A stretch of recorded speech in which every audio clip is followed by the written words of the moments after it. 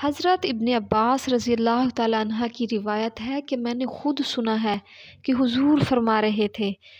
کہ رمضان کے استقبال کے لیے جنت 1 سال سے دوسرے سال تک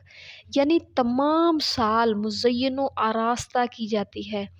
اور پھر جب ماہ رمضان کی پہلی شب آتی ہے تو عرش کے نیچے سے ایک ہوا چلتی ہے جس کا نام مسیرہ ہے، اور یہ ہوا جنت کے درختوں کے پتوں اور کواڑوں کی زنجیروں سے مس ہوتی ہے اور ان کو ہلاتی ہے۔ اس ہوا کے لگنے سے ایسی آواز پیدا ہوتی ہے کہ اس سے اچھی آواز سننے والوں نے کبھی نہیں سنی ہوگی، اور پھر حوریں آراستہ ہو کر جنت کے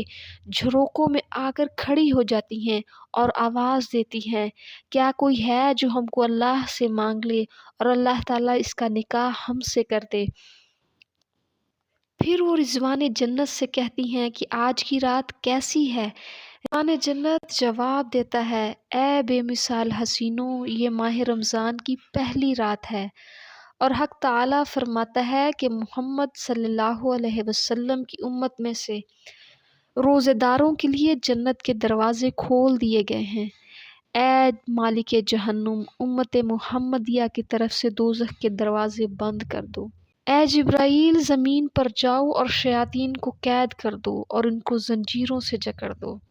ان کو سمندروں کے گردابوں میں پھینک دو تاکہ وہ میرے حبیب محمد صلی اللہ علیہ وسلم کے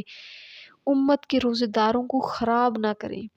حضور نے ارشاد فرمایا کہ ماہ رمضان کی ہر رات میں اللہ تعالیٰ 3 مرتبہ فرماتا ہے کوئی مانگنے والا میں اس کا سوال پورا کر دوں، ہے کوئی توبہ کرنے والا میں اس کی توبہ قبول کر لوں، ہے کوئی مغفرت طلب کرنے والا میں اس کو بخش دوں، کوئی ہے جو ایسے غنی کو قرض نہ جو نادار نہیں اور پورا بدلہ دینے والا ہے، اور وہ کسی کی حق تلفی کرنے والا نہیں ہے۔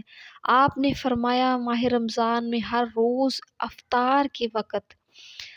ہزاروں دوزخی دوزخ سے آزاد کیے جاتے ہیں، حالانکہ ان میں سے ہر ایک عذاب کا مستحق ہوتا ہے، اور جب جمعے کا دن اور جمعے کی شب آتی ہے تو لاکھوں دوزخی دوزخ سے آزاد ہو جاتے ہیں، جن میں سے ہر ایک عذاب کا سزاوار ہوتا ہے۔ جب رمضان کا آخری دن آتا ہے تو اول تاریخ سے آخری تاریخ تک مجموعی طور پر جتنے بھی افراد دوزخ سے آزادی پا چکے ہیں ان کی تعداد کے برابر آخری روزے والے دن آزاد کیے جاتے ہیں۔